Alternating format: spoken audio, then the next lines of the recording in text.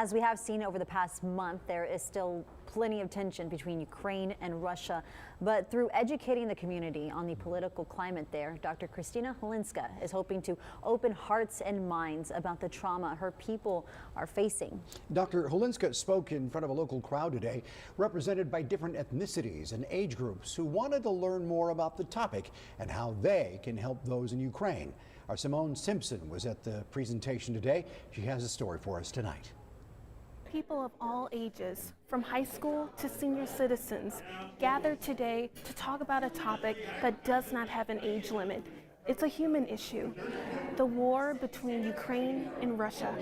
One of the most hardest part for the people who are displaced is that they do not know what will happen next. The turmoil in Ukraine is much deeper than people losing their homes and valuables. Their sense of security is shattered.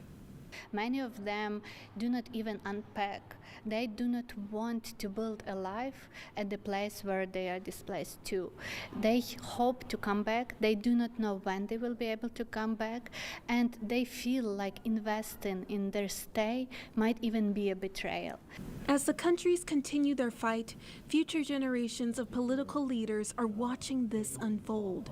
Young minds like Suhani Narang and Laura Lee have pulled up a seat at the table to join the complicated conversation of war. War is not one-sided.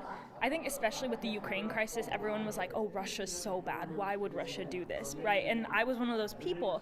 But like in the process, when you demonize that other country, you also demonize the people within it, which had nothing to do with that matter. Suwani and Laura are high school students who are a part of W.B. Ray's International Baccalaureate program, which has a partnership with the World Affairs Council, which allows students to hear experts' views on certain topics, like the presentation today.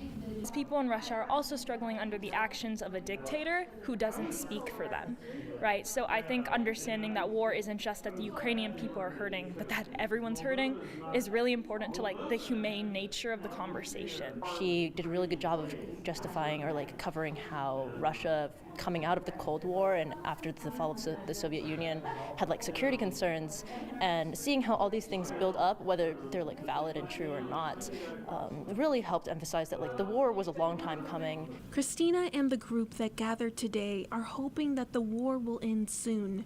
For Ukrainians, all they can do at this point is keep hope alive. I wish to remain hopeful, and I'm glad to see that many political leaders express hope that this conflict might be resolved, that this war might end. Simone Simpson, 3 News. Simone, thank you for that report.